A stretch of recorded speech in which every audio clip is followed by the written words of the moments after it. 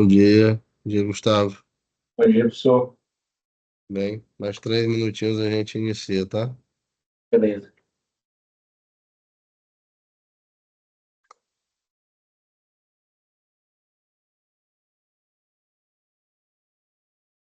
Dona Carla,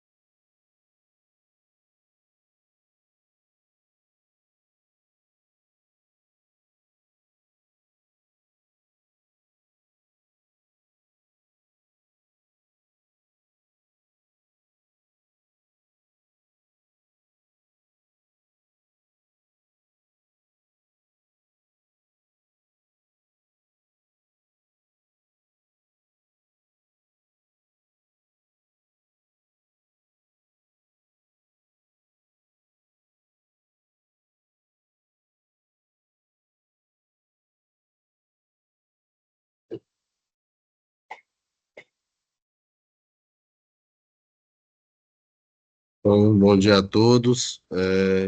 Gustavo, que é nosso residente do primeiro ano, vai falar aí dos impactos dos biomarcadores no mieloma múltiplo. Então, Gustavo, fica à vontade, por favor.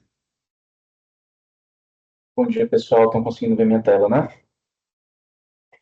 Sim. Perfeito. A gente vai falar hoje, como o doutor Fernando falou, sobre os biomarcadores do mieloma, né? Sobre o impacto dos critérios SLIM, que tiveram aí desde 2014 com implementação dos critérios diagnósticos do mieloma múltiplo. Foi um artigo publicado esse ano ainda, pela BJH, com o título Os Impactos dos Biomarcadores da Malignidade no Mieloma na População de Vida Real. Ele trouxeram características clínicas, terapêuticas e de desfechos de uma base de dados australiana e neozelandesa. Para iniciar, o que a gente tem, assim, o artigo ele se propõe inicialmente falando justamente sobre o limite ali entre o que se trata de mieloma smoldering a falar do que se trata de mieloma múltiplo, falando sobre alguns ensaios clínicos que a gente até teve a oportunidade de discutir sobre em relação ao tratamento de um smoldering de alto risco. Entretanto, devido a ser justamente na fase em que estava passando até a utilização dos novos critérios, e aí uma parte desses pacientes do alto risco, na verdade, hoje se enquadram como mieloma, contexto de efeitos colaterais de terapia, ainda não permitiram ser, de fato, terapia padrão para esses pacientes, porque a gente tem até então de evidência um pouco conflitante. A gente sabe que esses pacientes, na verdade, idealmente deverão ir para um ensaio clínico, para uma melhor avaliação futura, a melhor estratégia. Então, tratar os pacientes com os critérios SLIM, com esses biomarcadores, é hoje a modalidade de tratamento mais precoce que a gente tem nas discrasias plasmocitárias, abrindo aqui o parêntese para aqueles pacientes que, porventura, tenham uma gamopatia monoclonal com significado renal, por exemplo, mas que foge do escopo da nossa aula. E aí a gente está hoje em 2024, a gente passou uma década aí da introdução dos biomarcadores como critérios diagnósticos, mas ainda assim os dados não são tão robustos, os dados, na verdade, ainda são um pouco conflitantes em relação ao impacto prognóstico. Pelo menos a maioria dos estudos que se propôs a analisar utilizou principalmente a relação das cadeias leves livres, mostrando por vezes até uma dificuldade em evidenciar uma melhora de sobrevida livre de progressão, quanto mais uma melhora de sobrevida global. E aí ele termina a introdução falando que esses dados do impacto dos biomarcadores realmente se fizeram necessários e eles quiseram trazer justamente uma população de vida real, trazendo para a realidade do dia a dia, realmente, do médico hematologista, para entender realmente a diferença que fez ou não a implementação dos critérios SLIM. Antes da gente adentrar no que diz respeito ao artigo em si, eu queria trazer uma breve revisão, já que a gente está diante de internos e residentes de clínica médica, e lembrando que o plasmócito nada mais é do que uma célula B, um linfócito B de memória especializado na produção de imunoglobulinas. Ele vai ter um tropismo para a região da medula óssea, e lá, a partir do momento em que tem a presença de alguma mutação, de alguma translocação, principalmente do gene da cadeia pesada da imunoglobulina, esse paciente passa a apresentar um clone, e esse clone vai ter uma vantagem ali evolutiva, conseguindo se proliferar, conseguindo produzir especificamente uma cadeia pesada e cadeia leve, ou apenas uma cadeia leve, de maneira sequencial e de maneira clonal. A partir do momento que são ganhadas novas mutações, que há uma progressão do ponto de vista genético, do ponto de vista fisiopatológico, dados que as plasmocitárias, esse paciente provavelmente vai passar por um estágio de mieloma indolente ou mieloma smoldering, até chegar ao ponto em que ele vai ter, de fato, critérios para diagnóstico de mieloma múltiplo. Por fim, se esse paciente tiver um teor de agressividade maior, mutações que gerem uma displasia importante a ponto da célula perder o tropismo pela medula óssea, ela passa a ganhar a circulação sanguínea, e que a gente pode caracterizar posteriormente a leucemia de células plasmáticas. Em 2014, com a publicação dos critérios novos da International Myeloma Working Group, a gente teve algumas atualizações, que foi justamente a introdução dos biomarcadores de malignidade, o tópico da nossa aula, mas relembrando que o diagnóstico do mieloma múltiplo é importante a gente salientar que precisa marcar os plasmócitos clonais. Esses pacientes precisam ter alguma marcação imunofenotípica, seja de restrição de cadeia, seja de expressão de marcador anômalo, tanto pela imunofenotipagem, no contexto de aspirado de medula, e aí fazendo pelo menos 10% de plasmócitos com essa restrição, com essa clonalidade, ou a presença de um plasmocitoma comprovado por biópsia, seja ele ósseo ou extramedular. E aí, claro que não seria mais um plasmocitoma solitário, como a gente vai ver mais na frente. Seria um plasmocitoma associado ao quê? Aos eventos definidores do mieloma, que no caso seria aquele famoso minão PrEP ou CARO, que a gente teria a hipercalcemia, a insuficiência renal, a anemia e lesões osteolíticas, como pelo menos um desses marcadores como um evento definidor, e aí ele acrescido em 2014 os biomarcadores de malignidade, que justamente pôde se observar nos estudos que a presença de pelo menos um deles aumentava a probabilidade do paciente a evoluir para um mieloma múltiplo em cerca de 70% a 90% em 2 anos. Então, realmente, eles consideravam a época como um mieloma smoldering de ultra alto risco. E aí, portanto, foi pensado, sobretudo para reduzir a sobrevida, para melhorar a sobrevida livre de progressão, a inclusão desses critérios, que são a presença de uma plasmocitose clonal de pelo menos 60% na medula óssea, a relação de cadeias envolvidas e não envolvidas, de cadeias leves livres, pelo ensaio, no caso, padronizado como free light, de pelo menos 100, certo?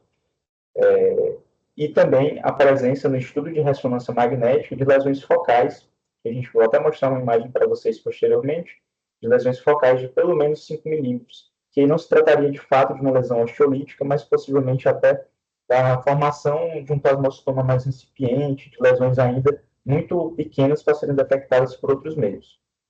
Lembrando da definição também do mieloma smoldering, esses pacientes já são no estágio intermediário da gamopatia monoclonal, da displasia plasmocitária, apresentam, então, pelo menos 3 gramas por decilitro de proteína monoclonal, e no caso pode ser também visto apenas na proteinúria, então teria que ter uma proteinúria monoclonal de pelo menos 500 miligramas, e pode estar presente também, são critérios que não são necessários que estejam concomitantes, mas também não são excludentes, a presença de uma plasmocitose entre 10% e 60%, entendendo que menor do que 10% esse paciente ainda cairia, muito provavelmente, num diagnóstico de gamopatia monoclonal de significado indeterminado, e acima de 60 já preencheria o critério para mieloma múltiplo. E claro, o smoldering, assim como a gamopatia monoclonal, não tem eventos definidores de mieloma, não tem critérios para amiloidose. E aí, falando da gamopatia monoclonal, ele faz uma diferenciação entre a gamopatia de IgA e IgA, ou de IgA e IgG, contra a de IgM, entendendo que a de IgM está mais associada com a macroglobulinemia de Wollaston, Mas o importante é lembrar que, se eu tenho uma proteína monoclonal que é menos de 3 gramas por decilitro, ou se eu tenho uma plasmocitose na medula menor do que 10%, esse paciente possivelmente vai estar diante de um diagnóstico de MGUS.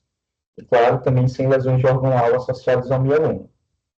Já nas cadeias leves, o diagnóstico não mais se faz pela eletroforese de proteínas, mas sim pela relação do Firulite, vai ser uma relação alterada. Abro aqui o parênteses para os pacientes mais idosos, que frequentemente estão na nossa prática, que, por exemplo, comorbidades como a insuficiência renal, podem ter um índice reduzido das cadeias leves. Então, tem até um artigo interessante falando sobre o rastreio e acompanhamento dos pacientes com MGUS, também da BJH, que fala que se você tem um paciente mais idoso, que tem uma relação ali até 7, por exemplo, ou até 0,15, 0,1, esse paciente pode, na verdade, não estar diante de um MGUS de fato, e sim ser apenas um interesse reduzido da cadeia leve. Mas ele deve ser acompanhado de perto até para observar como é que é o padrão de evolução dessa proteína monoclonal de cadeia leve. Esses pacientes não vão ter expressão de cadeia pesada, no caso da MGUS de cadeia leve, não vão ter também alterações associadas ao mieloma múltiplo. Plasmocitoma solitário, basicamente uma lesão de plasmócitos clonais, mas sem evidência de plasmocitose na medula. Caso eu tenha alguma evidência de plasmocitose medular, mas que seja menor do que 10%, estaríamos diante, então, de um plasmocitoma solitário com envolvimento medular mínimo. Existem outras alterações que estão associadas com as manipatias monoclonais. A gente pode citar, por exemplo, a própria amiloidose, que a gente já tinha citado, uma deposição de proteínas com uma conformação estrutural diferente, aberrante, levando a uma série de manifestações sistêmicas, e a própria síndrome de Cushing, que também está associada, sobretudo, à cadeia leve lambda, que estaria associada com polineuropatia, doença de Cashman, uma expressão importante de VEGF, pulsando aí com alterações endócrinas, organomegalias e alterações cutâneas, sobretudo. Lembrando dos critérios do SLIM, a gente estaria como a presença inicial de pelo menos 60 da US, o S do SLIM vem de 60, de 60% de plasmócitos funais na medula. As cadeias leves, né, o LI, é importante a gente lembrar que, na verdade, esses pacientes são pacientes que eles vão ter ainda a produção de cadeias leves atreladas à imunoglobulina, atreladas à cadeia pesada. O estudo, o ensaio Freelight, ele se diferencia justamente por pegar aquelas cadeias leves que não estão ligadas a uma cadeia pesada, e aí tem essa superfície exposta, no epítomo, que pode ser captado pelo ensaio, e assim determinar de uma maneira mais sensível aqueles pacientes que podem ou não ter uma alteração patológica. A gente vai ter valores de referência, no caso do Freelight, para as cadeias kappa, para as cadeias lambda, e para a razão, como eu tinha mostrado para vocês anteriormente, a razão normal, em teoria, seria entre 0,26 e 1,65, quando a gente está diante de uma alteração que eleve muito uma cadeia kappa ou uma cadeia lambda, quando fazemos a razão de uma pela outra, da envolvida pela não envolvida, se acima de 100, estaria também um critério de biomarcador de malignidade. E na ressonância também, que a gente sabe é que o mieloma é uma doença que tem uma alteração óssea, uma doença óssea muito expressiva. Nós normalmente acabamos chegando, observando esses pacientes na chegada, já com lesões já mais tardias no contexto do SUS, assim, pacientes que já chegam com bastante lesão osteolítica, com fratura, por insuficiência, e que na verdade não deveria ser assim. Na verdade, esse seria um estágio mais agressivo, mais tardio do diagnóstico, mas em tese, se eu estou diante de um paciente de smoldering e ele não tem a alteração, por exemplo, do Freelight, ele não tem a alteração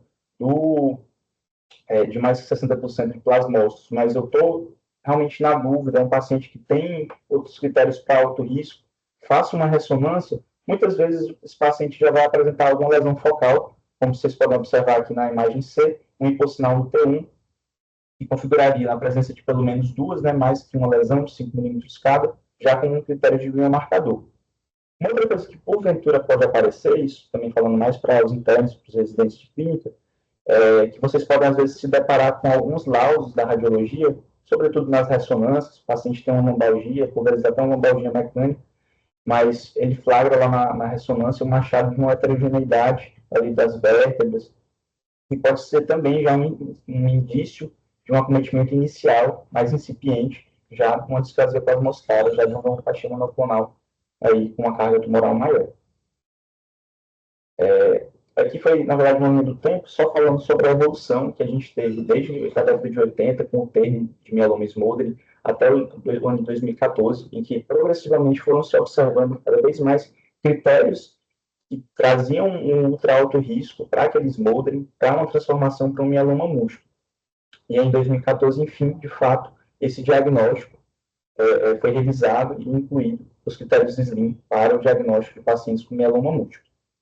Lembrando, então, os pacientes com MIGUS ou gamopatia monoclonal significado indeterminado têm uma proteína M menor do que 3 gramas por decilitro e menos que 10% de plasmócitos clonais, sem lesões de órgão-alvo. Se ele tem mais que 3 gramas ou mais que 500 miligramas de proteinúria monoclonal, entre 10% e 60% de plasmócitos clonais, a gente está diante de um smoldering, também tem que fazer estadiamento de risco, estratificação, para entender se esse paciente deve ser levado a um clinical trial, pensando aí na evolução futura para um mieloma.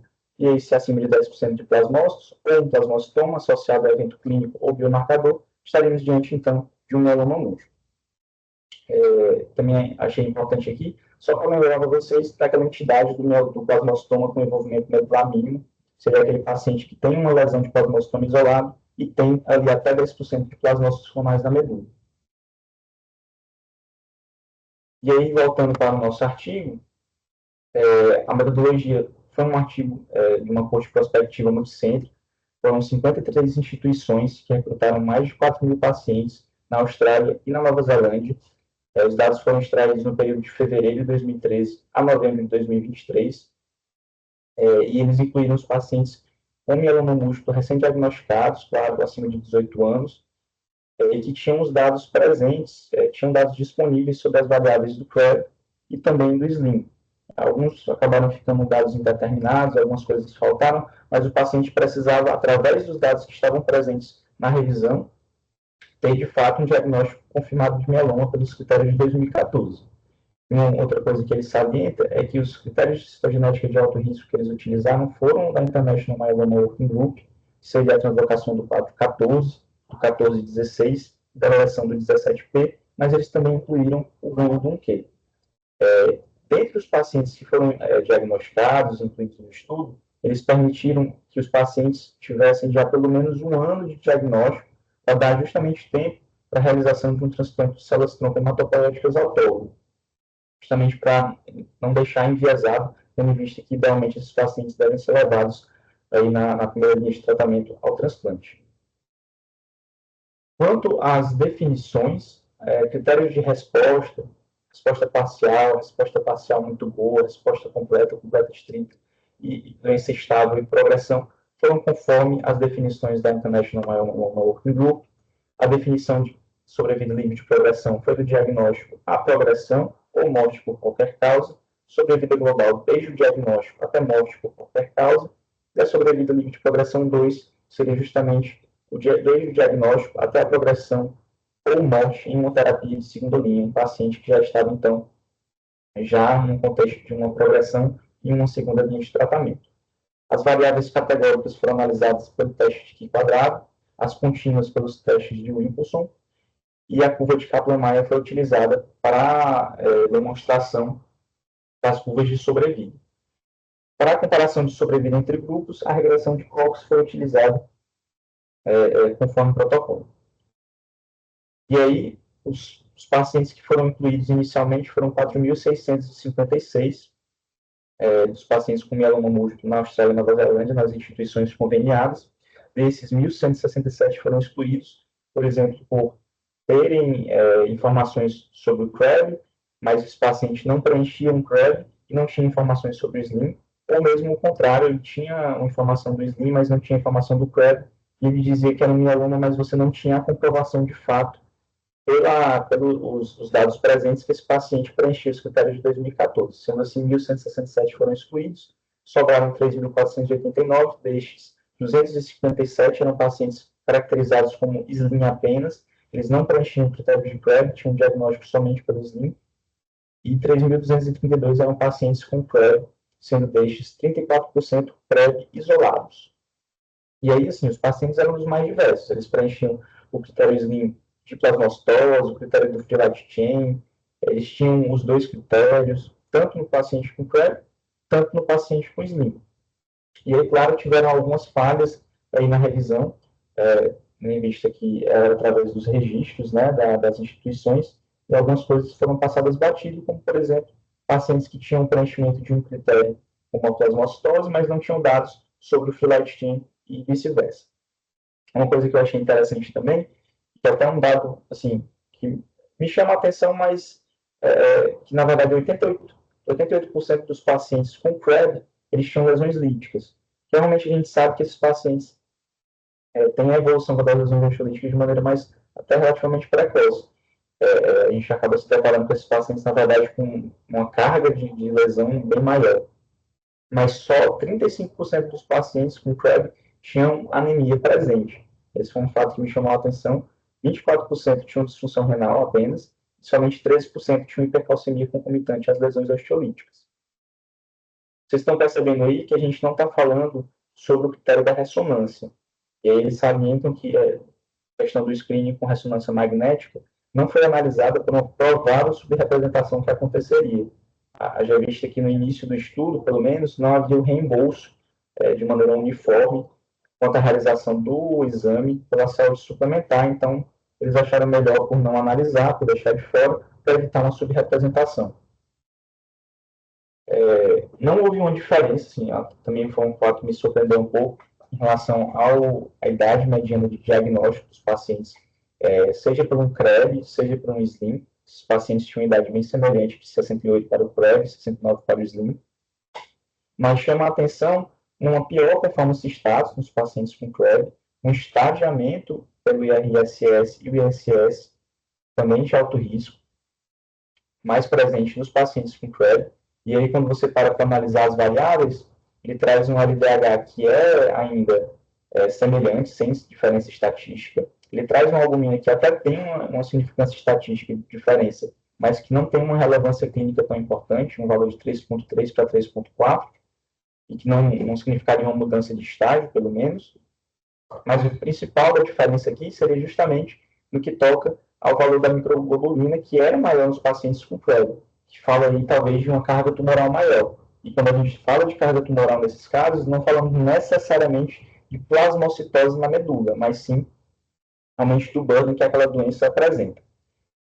Tanto que os pacientes com SLIM, obviamente, tinham uma plasmocitose maior, né, a mediana de 60%, dados os critérios de diagnóstico, e tinham uma mediana maior de relação do Free-Light Chain, obviamente também por ser contido nos critérios. Uma coisa que é interessante também é que esses pacientes, eles não tinham uma diferença tão importante do ponto de vista de alterações citogenéticas. Os FISHs que foram realizados desses pacientes foram anormais em uma quantidade semelhante, tanto entre o CREB quanto o SLIM, e não houve uma diferença em relação àquelas alterações de alto risco. No máximo, uma tendência, talvez aqui na versão do 17P, a estar mais presente no CREB em relação ao SLIM, mas era uma tendência que não atingiu significância estatística. Quando a gente está diante aqui das curvas, o que a gente já nota é que as curvas elas se separam. A curva A será a curva de sobrevida livre de progressão, a C, sobrevida livre de progressão 2, e a curva B, a curva de sobrevida global. E em todas elas, o paciente que teve diagnóstico pelo SLIM, ele teve melhores curvas, ele teve melhores desfechos, que é um fato bastante interessante, porque todo o propósito do início do tratamento mais precoce é evitar eventos definidores do mieloma, né? Evitar a morbidade associada, a mortalidade. A gente viu que os pacientes com CREB, eles têm um pior status performance, eles chegam mais doentes à assistência de saúde, eles inclusive têm um menor tempo desde o diagnóstico ao tratamento justamente por isso. Não só por ser mais facilmente reconhecido, mas também por uma necessidade maior. Esse paciente está com anemia sintomática, ele tem uma hipercalcemia que só vai ser resolvida quando iniciar o tratamento. Por vezes não vai resolver com as medidas iniciais. Então, a gente iniciar esse tratamento de uma maneira mais precoce, talvez seja uma coisa realmente interessante, haja vista as diferenças, tanto de sobrevida livre de progressão, quanto também, e aí é o fato que realmente marcou mais para mim no estudo, de sobrevida global. Os pacientes tiveram uma melhor sobrevida. Então, é algo que parece realmente valer muito a pena essa inclusão dos critérios de SLIM desde 2014 para cá. Uma outra coisa que eu queria só mencionar, ainda relacionado aqui, acabei esquecendo de comentar, é que realmente assim, chama a atenção que os pacientes com CREB não têm uma presença maior de anormalidades citogenéticas de alto risco, tendo em vista que eles são pacientes mais graves. Talvez falando a favor que o SLIM não seja, de fato, um estágio precursor dos pacientes com CREB, e as alterações genéticas iniciais, talvez ali ainda no momento de um clone bem inicial, no estágio evolutivo da doença, ganhasse, de fato, essas alterações citogenéticas, e não uma coisa durante a sua progressão através do mieloma smooth. Também chama a atenção que aqui nas curvas a gente tem os pacientes na curva A e na curva B, os pacientes que receberam transplante de medula óssea, na curva C e D, os que não receberam, e a única curva em que houve uma diferença estatística significativa foi justamente na sobrevida livre de progressão dos pacientes que foram submetidos ao transplante de medula óssea, mostrando então a importância, independente de ter realmente o SNIL ou o PrEP, mostrando a importância de ter o transplante como uma meta para esses pacientes de mieloma múltiplo. Uma coisa que também é interessante, que o estudo traz, é que não houve uma diferença na resposta entre os pacientes com CREB versus os pacientes com SLIM. Mas como assim, Gustavo? O que ele coloca não é que os pacientes com CREB tiveram respostas semelhantes ao do SLIM. Por exemplo, em termos de o SLIM ou o CREB tiveram respostas completas semelhantes, tiveram VGPR semelhantes. O que ele coloca é de pelo menos uma resposta parcial. Então, ele incluiu todo o tipo de resposta, todas as classificações de resposta nesse globo, de pelo menos uma resposta parcial, e neste contexto não houve diferença entre tratar um CREB contra tratar um SLIM. Os pacientes, independente de serem tratados com bortezomib, com lena, com combinação de bortezomib com lena, que seriam as principais linhas de tratamento disponíveis para esses pacientes nas instituições que eram conveniadas, realmente não fazia diferença em termos de resposta de um para outro. Isso falando de, pelo menos, resposta parcial, ele não se adentra a falar sobre se esses pacientes obtiveram melhores respostas ou não. E eu também trouxe aqui esses dados, só para mostrar a diferença para vocês em termos de resposta aqui, em relação ao uso da lena isolada, bortezomib isolado, versus o uso da combinação, que infelizmente a gente ainda não tem disponível pelo SUS. Felizmente temos bortezomib, mas ainda falta no RED limite. E também um outro fato que tem que ser ressaltado, da mesma forma que vocês lembram que eu já mencionei, que a mediana dos pacientes com CREB era uma mediana de tratamento menor, desde o diagnóstico ao tratamento, era uma mediana em torno de 15 dias, enquanto a mediana dos pacientes com SLIM tinha uma mediana de diagnóstico ao tratamento de aproximadamente 28. Se esse paciente era tratado em menos de 28 dias, ele tinha um pior desfecho. Mas por quê? Era um paciente que chegava pior. Chegava com pior performance status, chegava com pior ISS, normalmente eram pacientes mais idosos. Todos esses três itens, essas três variáveis, realmente com uma significância estatística para um pior desfecho de sobrevida, através de uma análise multivariada. Um outro ponto importante que a gente tem que mencionar é que ele acaba tentando destrinchar em relação à diferença de sobrevida livre de progressão entre qual critério SLIM foi utilizado. Lembrando que a ressonância não foi incluída, né? Então, ele tinha os pacientes que preenchiam apenas o critério do Freelight, pacientes que preenchiam em vermelho apenas o critério da plasmocitose acima de 60%, e em linha verde tracejada, os pacientes que preenchiam ambos os critérios. E aí vocês podem observar que as curvas não se abrem, não há uma diferença significativa estatisticamente. Então, em termos de qual critério a ser utilizado, de qual critério aquele paciente preenche, não vai mudar a sobrevida dele. Vai mudar o fato de que esse paciente com um SLIM, ele vai melhor do que um paciente com um CREB. Esse é o dado mais importante. Tá certo? E um outro fato também a ser ressaltado é justamente que eles decidiram fazer uma outra avaliação, que essa sim também é bastante interessante, e essa era uma que particularmente eu achava como algo mais inesperado. Que quando você observa nas curvas aqui, pelo menos na curva inicial, de sobrevida livre de progressão, você vê aqui em verde, pacientes que são apenas diagnosticados pelo SLIM, que não preenchem o CREB. Em azul, os pacientes que preenchem apenas o CREB. E aqui em cinza, tracejados, pacientes que preenchem tanto o CREB quanto o SLIM, vocês observam que são pacientes que têm uma pior sobrevida livre de progressão, são pacientes que progridem mais, são pacientes que recaem mais, então pacientes teoricamente com piores desfechos. Já aqui na curva B, de sobrevida global, você nota que também, da mesma maneira que na sobrevida livre de progressão, são pacientes que têm uma pior sobrevida, são pacientes que têm uma morte mais precoce. Talvez falando a favor de talvez algum mecanismo aí que realmente esses biomarcadores de malignidade tragam associados ao CREB. Então, o paciente ter um SLIM e ter esse diagnóstico somente pelo SLIM, ótimo. Esse paciente, quando tratado, ele vai melhor. O paciente que tem um CREB é um diagnóstico mais tardio, tem um ISS pior, tem um pior performance status. Agora, um paciente que preenche tanto os critérios CREB quanto os critérios SLIM, esse sim é um paciente de mais alto risco. Então, talvez a gente esteja começando a refinar mais nosso entendimento dos pacientes com mieloma, a ponto de entender e estratificar melhor dentro do próprio mieloma quem tem risco maior ou menor. E aí ele pontuou na discussão justamente isso. Os pacientes com diagnóstico pelo CREB eram pacientes com estágios de SS mais alto risco, apesar de um mesmo risco citogenético, e ele ainda estava essa bola de talvez esses pacientes terem a evolução clonal com instabilidade citogenética já desde o princípio, não perpassando ainda na fase de smoldering. Esses pacientes eram pacientes com pior performance status também, justamente pelo fato de serem pacientes que já chegavam com insuficiência renal, já chegavam com anemia, então isso é um fato que faz sentido, tem todo um sentido clínico por trás. E aí, como foi comprovado pelo estudo, os pacientes do SLIM, eles tinham, pelo menos no que a gente pode observar, os pacientes tiveram uma melhor sobrevida de progressão 1 e 2 e tiveram uma melhor sobrevida. Então, por que começar o tratamento antes de uma lesão de órgão-alvo, né?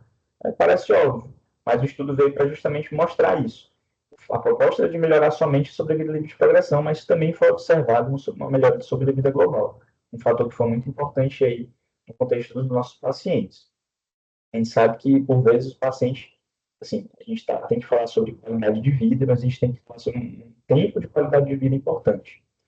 A nossa meta sempre é essa, tentar deixar o paciente da melhor forma possível, pelo maior tempo possível.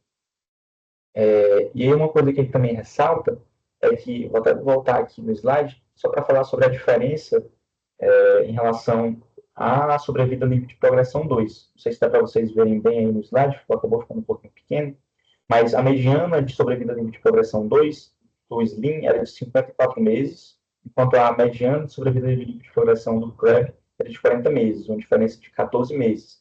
Quando você para ver na primeira progressão, a diferença era de apenas 5 meses entre os pacientes CREB e os pacientes SLIM.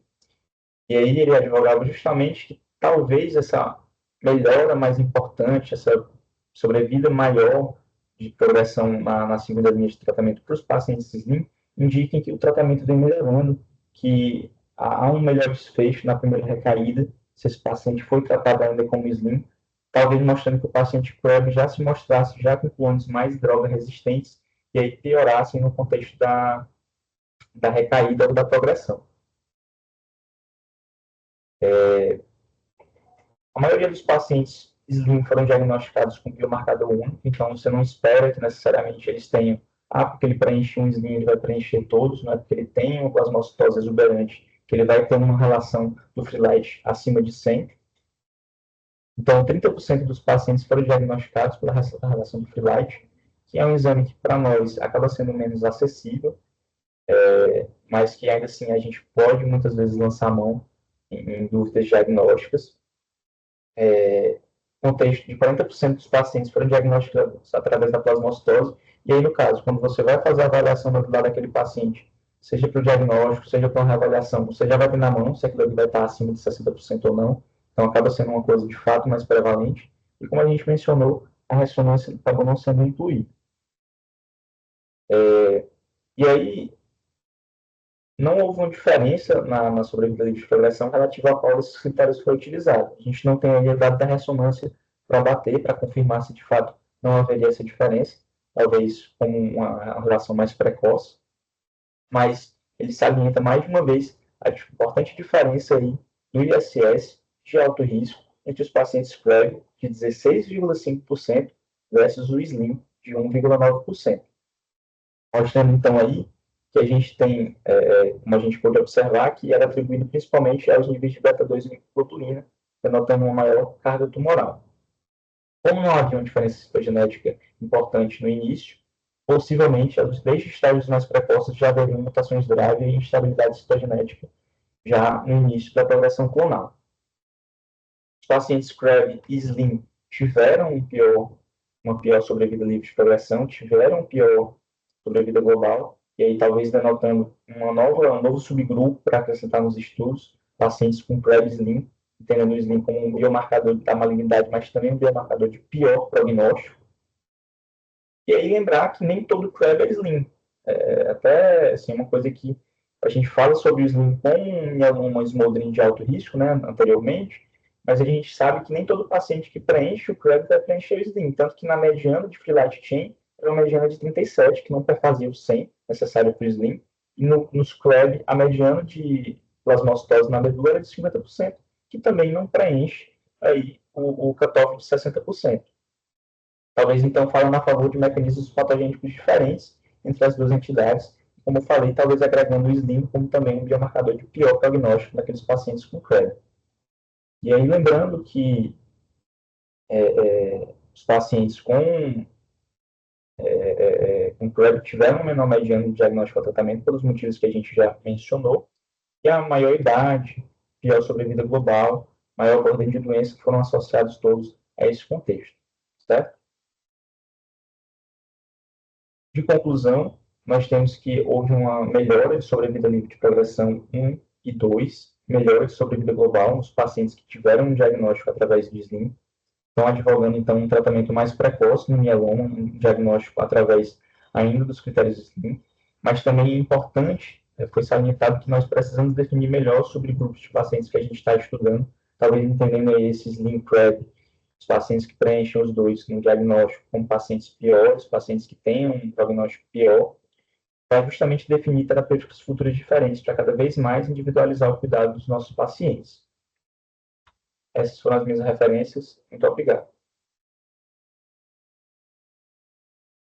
Obrigado, Gustavo. Excelente apresentação de um trabalho que, assim, eu confesso que traz muitos conceitos novos, né? Essa visão aí do mieloma aí, aquela história de que mielomas são mielomas múltiplos, né?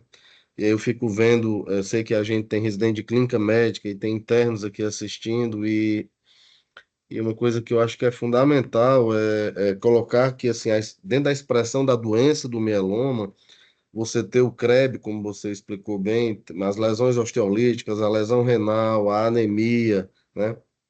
O aumento do cálcio, a possibilidade de associação à amiloidose ou não, todo esse contexto aí da doença leva a muitas reflexões e preocupa um pouco assim, até do ponto de vista, por exemplo, nos últimos anos, eu vou falar da minha prática, tá? Eu tenho usado muito o Freelite, né, que como uma maneira de, principalmente em gamopatia monoclonal, de significado indeterminado, e também no mieloma smoldering, algumas vezes esses critérios, como uma referência. Então, claramente, eu vou lhe fazer algumas perguntas, eu queria que você comentasse. Se você tem um Freelite maior do que 100, isso é uma coisa preocupante, não é isso? Que Sim, com o certeza. Freelite, pessoal, é a relação entre a capa e a lambda, tá? São as cadeias Lebs livres, só para os meninos saberem o que a gente está falando. Confere isso que eu estou dizendo. Confere, professor. Pronto, então é uma coisa que você colocou. Outra coisa que você colocou, que eu acho que é muito interessante, na verdade, quando você tem o CREB, você tem as alterações nesses biomarcadores, no Freelite, ou no que você chamou de SLIM, você tem um mieloma múltiplo, não tem? Temos sim, professor. É porque, entendeu? Esse conceito CREB barra Slim ou traço Slim, na verdade você tem um mieloma aí, não é? Exatamente. Você tem um mieloma múltiplo. Uma coisa que eu não entendi da sua apresentação é quando você coloca que o cara com Slim, ele pode. Eu queria que, na verdade, não é que eu não entendi, eu queria que você detalhasse melhor. O Slim, o cara que pode ter mais de 60% de plasmose na medula, e não ter nenhuma. Como é que caracteriza esse quadro clínico? Ele não tem nenhuma lesão lítica, ele não tem nada do CREB, é isso? Exatamente, professor. Assim, seria justamente aquele perfil de pacientes que está ali com ainda um mieloma smoldering, está evoluindo na sua tonalidade, está aumentando sua carga tumoral, mas ele ainda não apresentou um evento clínico definidor. Mas olha, em sã consciência, eu entendo isso. Mas em sã consciência, alguém pode achar, queria até ouvir os outros colegas que estão aqui, que alguém que tem mais de 60% de plasmose na medula não vai evoluir, não vai progredir. Acho bem difícil. Não é uma coisa assim que se alguém, não sei se alguém gostaria de comentar isso, mas eu fico ouvindo isso e achando que assim, tá,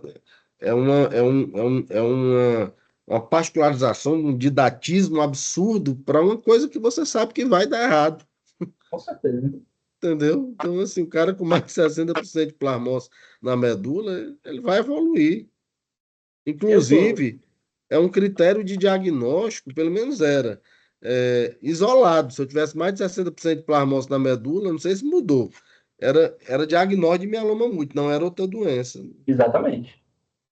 Isso não mudou, não, né? Continua Muda assim, não, né? professor. Continua assim, continua assim. Graças a Deus. Porque, sinceramente, é algo que a gente escuta e acha interessante. Outra coisa que eu achei que você queria que você falasse, as alterações moleculares, elas são mais frequentes no CREB, não é isso? Pois é, professor. O que chamou a atenção é justamente que, pelo menos na coorte desses pacientes da Austrália e da Nova Zelândia, não tiveram uma presença de maneira mais significativa nos pacientes com CREB, não. Na verdade, era bem semelhante. Havia Ela só era uma. semelhante. Era Então não, semelhante. tá certo. Não havia então uma diferença, né? Não, era só uma tendência de Interessante, é. talvez apresentar mais deleção do 17P, especificamente falando, mas não tinha também, não chegava a atingir um P menor do que 0,05. Interessante. Muito interessante essa observação, tá? É, outra coisa que é muito interessante, que esse trabalho australiano e neozelandês, e mesmo lá eles têm dificuldade de acesso à ressonância nuclear magnética, né? Pensando Sim, em estadiar esses doentes, né? Só para os meninos a gente poder falar, se você tiver uma suspeita, né, de mieloma smoldering, está indicado fazer ressonância de corpo inteiro, né? Nem sempre a gente consegue, tá? E se você tiver mais de duas lesões, maior do que 5 milímetros, tá? Você tem aí algo que preocupa e precisa de um segmento e às vezes até a discussão até de tratamento, né, Gustavo? Não sei se você quer falar sobre isso. Você leu alguma coisa sobre isso? eu só entra justamente nessa definição nova, né, assim, nova entre aspas, de 2014 para cá, de entender esse paciente como um paciente de mais alto risco de progressão para o mieloma, né? Esse paciente, você está, assim, é porque a gente fica muito acostumado no contexto do SUS a encontrar o paciente já com o diagnóstico do CREB, né? Ele já vem meio escrachado, isso aqui é um mieloma. Mas se você tem um paciente que, porventura, você estava acompanhando com uma gamopatia monoclonal, mas quando fez uma avaliação medular por algum critério de alto risco, você identifica que ele tem, sei lá, tem 15% de plasmócitos ali na medula, mas ele não preencheu o CREB. Você vai ter que avaliar esse paciente para definir o risco dele. No meio de tudo isso, a ressonância entra como uma ferramenta justamente para trazer esse paciente para a sua mão, para você entender se ele tem um risco maior de progressão para o mieloma nos próximos anos ou não. E aí a presença dessas alterações da ressonância já marca uma doença que está mais próxima de progredir, já talvez esteja mais próximo de levar a uma lesão osteolítica, de levar a uma progressão de doença para o mieloma.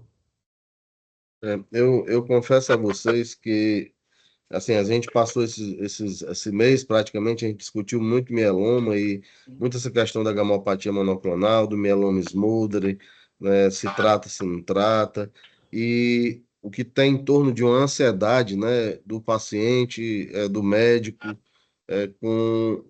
com diagnóstico, com tratamento, né, então, acho que esse refinamento, ele é muito importante para nós, e a gente ter a serenidade de nem tratar de mais e nem tratar de menos, né? Exato. Então, é muito angustiante.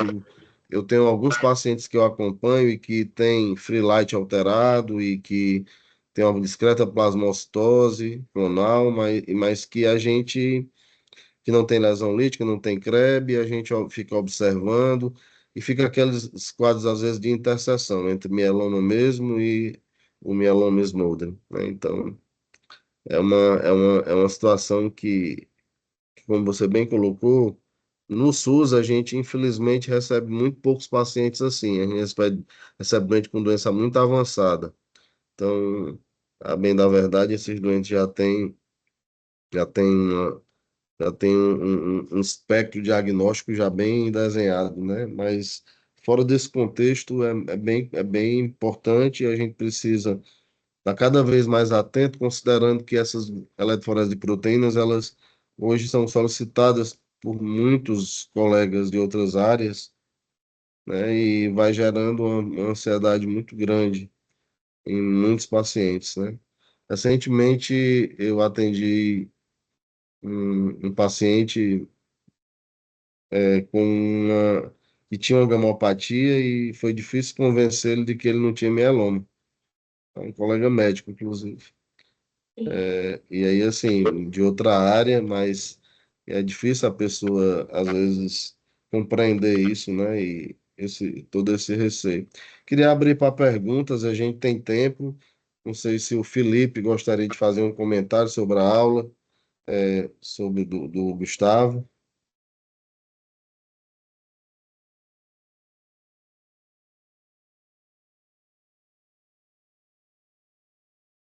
Tá me ouvindo, Felipe? Estou sim, professor. Desculpa, derrubei o celular aqui. Então, pronto. Tranquilo. Vamos lá. Assim, professor, em relação ao que o Gustavo comentou na apresentação, eu achei bem importante essa discussão em relação realmente a que a gente viu que é bem definido esses novos critérios, no sentido de que esses novos critérios que foram adicionados, né, realmente a gente viu que são pacientes que têm progressão bem parecida com os critérios clássicos, né? Então, assim, a gente viu que realmente esses pacientes têm a indicação de tratamento, né? A gente não está fazendo tratamento precoce. E, inclusive, a indicação do transplante traz um melhor prognóstico para esses pacientes. É o que realmente muda o prognóstico desses pacientes mais precoces. Então, assim, sempre naquela nossa discussão, né, que a gente tem, inclusive, que a gente teve com a aula da Laís, né, de saber estratificar bem esses pacientes, saber a história natural desses pacientes. Realmente, a gente viu que esses critérios, realmente a gente conseguiu definir como adequados ao tratamento. Né? Sempre nessa discussão que o senhor trouxe de não tratar muito precoce, né? Considerando que esses pacientes vão ter várias linhas de tratamento, vão ser expostos a vários esquemas quimioterápicos. Então, assim, realmente, nesse sentido, a gente viu que está bem definido.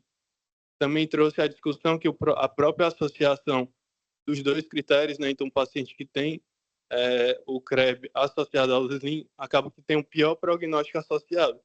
Então, assim, apesar de que podem ser pacientes que têm espectros de doenças diferentes, né?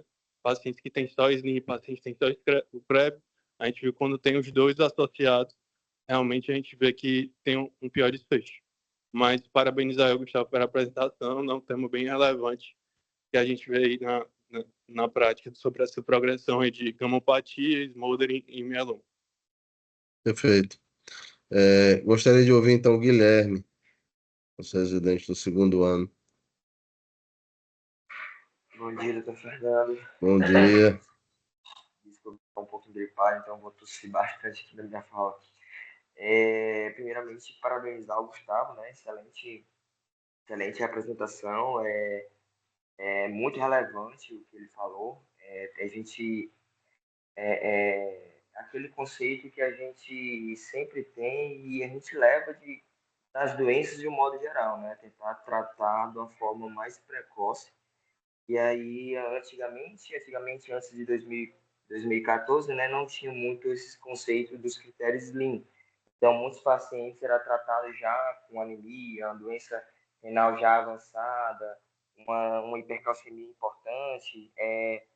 Eram pacientes que já tinham uma doença mais avançada, já tinham uma carga tumoral mais avançada. E aí, com os critérios SLIM, a gente está conseguindo dar o diagnóstico, iniciar o tratamento em pacientes com uma carga tumoral bem menor. E aí, esses pacientes como mostrou o estudo, teve uma sobrevida global, uma sobrevida livre de progressão melhor quando já diagnosticado com CREB. E assim, diante de toda doença hematológica, a gente sempre tem que entender estratificar bem essa doença em relação tanto à carga tumoral quanto o comportamento dessa doença, a partir daí definir, estratificar se é alto ou baixo risco, né?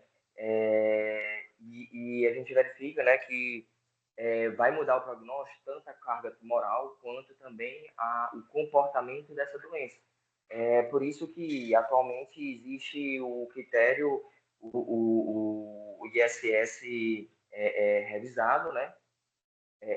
Que ele tem um revisado e atualmente tem um revisado 2, na qual ele vai colocar tanto critérios de carga tumoral quanto critérios citogenéticos, fazendo um conjunto entre o comportamento e a carga tumoral desses pacientes, que até no critério revisado 2, né, ganhou muito a força da amplificação do cromossomo com 1, né? Mostrando que esses pacientes são de alto risco e precisa ter um cuidado maior com sobrevida livre de progressão sublingual menor quando comparado com os outros pacientes. Acho que a mensagem que fica é a gente tentar fazer o diagnóstico e começar o tratamento desses nossos pacientes com mieloma múltiplo de forma mais precoce possível, por isso que veio esses critérios SLIM, tanto é que eles viram que pacientes que têm os critérios SLIM, eles com certeza vão progredir com maior facilidade, futuramente vai estar já com os critérios com CREB, e aí são pacientes mais delimitados, são pacientes que talvez não vão tolerar muito bem a quimioterapia. Eu acho que a mensagem mais importante é essa, do Fernando. Perfeito. Não sei se alguém gostaria de fazer algum comentário. Doutora Helena.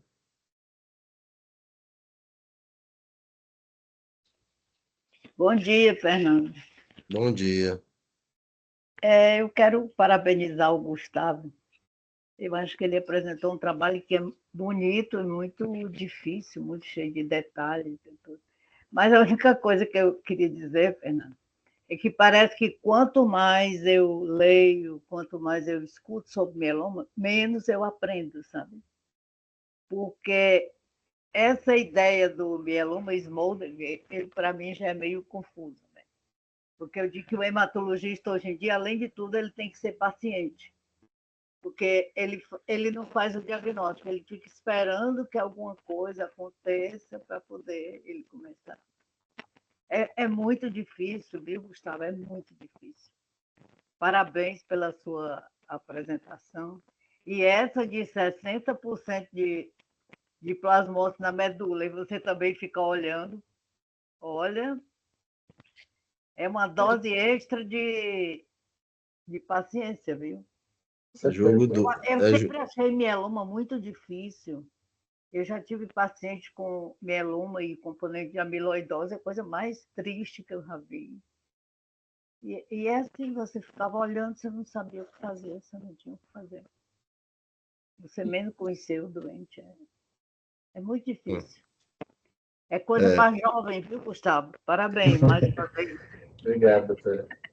Eu acho que agora, assim, né, com esses conceitos de tratamento com 4 drogas e buscando a doença residual mensurável negativa, e aí talvez melhorando os resultados, melhorando a sobrevida, é talvez uma nova realidade. O que a gente tem, na minha opinião pessoal mesmo, é que, assim, não sei se em estudos de vida real as pessoas vão tolerar 4 drogas, tá? Essa é uma interrogação. E outra coisa, bem longe da realidade de acesso, né? Então, esse é um outro grande problema, porque é uma medicina Inclusive muito para a cara. qualidade do diagnóstico, né, Fernando? Você ter Não, todos os é, marcadores. você tem que. Eu acho que hoje a gente discutiu esse mês aqui coisas que muito importantes do ponto de vista do diagnóstico, da decisão por tratar, né? E como a gente está diagnosticando mais precocemente, acaba que você às vezes pode se deparar com situações. Eu mesmo comentei aqui com vocês que eu recebi um paciente que na verdade que era uma gamopatia monoclonal de significado indeterminado, já fazendo quimioterapia e com indicação de transplante. E para eu desfazer essa história foi muito complicado. Galera, eu não sei se eu consegui, tá? Porque chega uma hora que o indivíduo que é leigo, né, ele está fragilizado ali, ele não, É, ele quer tratar a sua doença, né? Um doutor diz que você tem uma doença, outro doutor diz que você não tem. é. Então é meio complicado. Então acho que a gente precisa buscar esse caminho de tentar minimizar esse tipo de situação, né? E só com conhecimento, com estudo, que é o que a gente está tentando fazer aqui, tá? Então acho que a gente está Muito bom o trabalho, muito bom. pronto, caminhando para o final, né? Eu queria agradecer o Gustavo, parabenizá-lo, desejar a vocês todos um bom resto de semana, tá? E próxima quarta estaremos aqui, tá bom? Um abraço, tchau, boa semana, bom fim de semana. Tchau, tchau.